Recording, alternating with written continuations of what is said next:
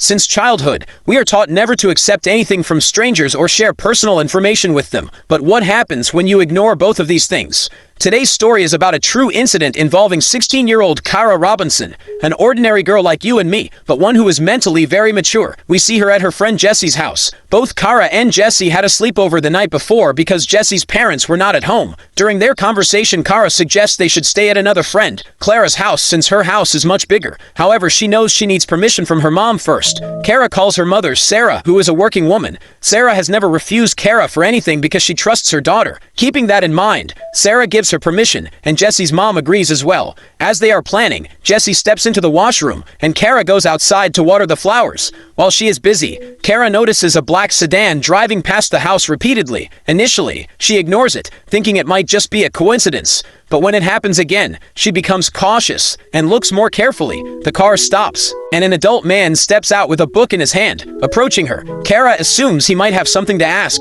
The man approaches her and asks, "Are your parents at home?" Kara replies honestly, "No, this isn't my house. It's my friend's house." And that's where she makes a critical mistake. Suddenly, the man points a gun at her neck. He gets closer and says, "Get into the car quietly, or I'll shoot you right here." Kara freezes. She silently walks to the car and gets in. She knows that screaming could risk her life, and at that moment, she isn't ready to take that chance. The man drives away, and Kara begins crying silently in the trunk. She doesn't know where she's being taken or what will happen to her. At one point, the car stops near a bridge, and Kara contemplates running away, but fear holds her back. What if he shoots her? Before she can act, the man opens the trunk, ties her hands and legs, and stuffs her into a plastic storage container. Back at Jesse's house, Jesse comes out of the washroom and notices Kara is gone. The water Kara was using to water the plants is still running. Jesse knows Kara wouldn't leave without telling her, and she starts feeling uneasy. Panicked, she calls Kara's mom, Sarah, and explains everything. Sarah, without wasting any time, contacts the police. The police arrive at Jesse's house but aren't convinced that Kara has been abducted. They assume she might have run away from home or gone somewhere with a boyfriend. Frustrated, Sarah calls Kara's boyfriend Ryan and asks if Kara is with him. Ryan denies any involvement and insists that Kara would never do something like this. Meanwhile, Kara reaches the man's house. He takes her out of the container and leads her into his bedroom. As Kara enters, she begins observing everything carefully, trying to understand her surroundings. Kara notices that the room is filled with strange and unsettling items, things that could easily be used to harm someone. Soon after, the man sits down with a notebook and starts interrogating her. He demands answers to deeply personal questions: her parents' names, her address, their phone numbers, her level of education, and even if she's a virgin. He even asks for her body measurements. The cruelty in his eyes is evident. His obsession is sickening, especially knowing that Kara is around the same age as his daughter. Despite being horrified, Kara tells him everything he asks, hoping to avoid further harm. The man then coldly states, "From now on, you will obey everything I say. You will call me Mister. If you try to escape or do anything wrong, I will kill you." The man proceeds to violate her in a way that leaves deep emotional wounds that Kara knows she will carry for the rest of her life. When it's over and Kara regains some composure, she begins to notice things in the room. There's a hairbrush with strands of hair on it, and some cream typically used by women. This convinces Kara that another girl lives in this house, but she doesn't know who it is or where she might be. Afterward, the man leads her out to the living room, where he forces her to sit on the sofa and watch adult movies with him. Meanwhile, Kara's mind races. She knows that the longer she stays here, the worse things will get. She begins to observe her surroundings, desperately looking for an opportunity to escape. However, the man shadows her constantly, leaving her with only 2 or 3 minutes of freedom at a time, nowhere near enough time to make a move. Kara realizes she must be strategic. She starts engaging him in conversation, pretending to go along with everything to gain his trust. When she asks for his name, he surprisingly tells her, Johnny. He says he owns a shop, but when she tries to ask about his family, he quickly shuts her down. Johnny is no fool. He knows exactly why she's asking. He warns her, "When I'm done with you, I'll let you go.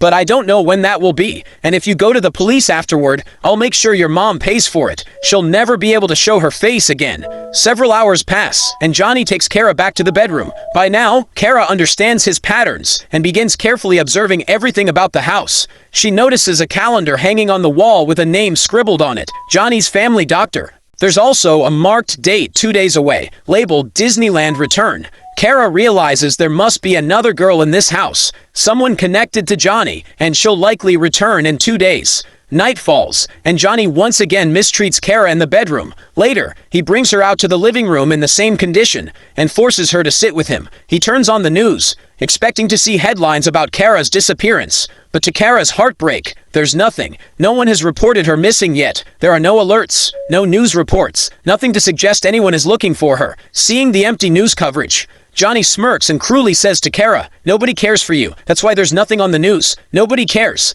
These words hit Kara hard, and she breaks down. It's been over 12 hours since she went missing, and it seems like no one is searching for her. Meanwhile, on the other side, we see Kara's mother, Sarah, desperately trying to convince the police that something terrible has happened to her daughter. She connects with all her sources begging for help, but no one takes her seriously. After much pleading and persistence, an old police officer finally agrees to file a report and officially starts investigating the case. The scene shifts back to Kara, who is about to face the scariest night of her life. Johnny allows her to go to the washroom, alone. This is a golden opportunity for her to escape, but something holds her back. When she returns, Johnny is enraged. He tortures her more and presses a gun to her head. He threatens her, saying, "If you try anything, I've recorded everything. I'll leak it, and you'll regret it forever." Kara apologizes, but Johnny continues his cruel behavior. He torments her with strange and painful methods before tying her hands and legs and forcing her to sleep beside him. Exhausted from the ordeal, Kara eventually falls asleep. When morning comes,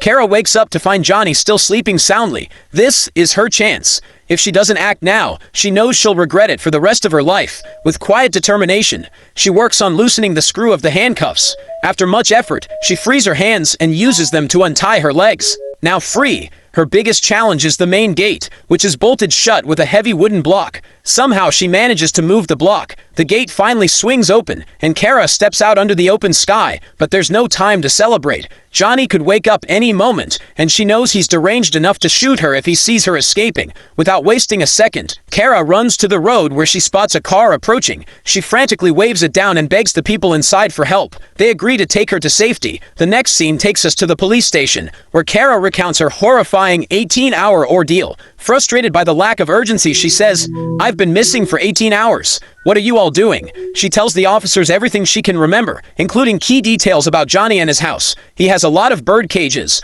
always keeps his windows closed, and drives a black sedan. One officer recognizes the description and takes Kara to the house she escaped from. However, as expected, Johnny, whose real name is revealed to be Richard, has already fled. He must have woken up and discovered Kara's escape, despite his absence. The police searched the house thoroughly. Everything Kara described is there, exactly as she said. The bird cages, the tub, and even the dreaded box Johnny had been so protective of. When the police open the box, they're horrified. Inside, they find remnants of countless other victims, personal belongings, photos, and items that tell the stories of many girls who had suffered at Richard's hands. The police also uncover newspaper cuttings in Richard's house, detailing stories of girls who had gone missing years ago. Meanwhile, Kara is taken to the hospital for a medical examination. Thankfully, there are no severe physical injuries, but the emotional wounds are a different story. The officers dig into Richard's background and track down his family. They find his wife Janelia at his mother's house, along with the infamous black car Kara described. When questioned,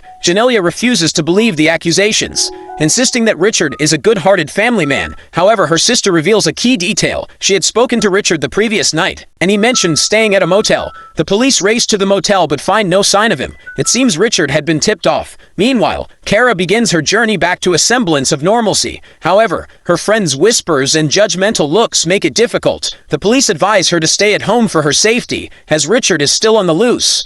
But Kara feels suffocated. The constant reminders of being a victim weigh heavily on her, even though she knows she is a survivor. Meanwhile, the police receive intel that Richard is back in the city. Officers are deployed throughout the area, and after a tense operation, he is finally apprehended. However, instead of facing justice, Richard chooses an easy way out. He takes his own life. Kara isn't satisfied with his escape. She wanted the world to witness his evil, to learn from it, and to ensure no one else would suffer as she had. Friends, this entire story is based on a true incident that happened in America in 2002. How did you like this story? Let us know in the comments below. See you in the next video.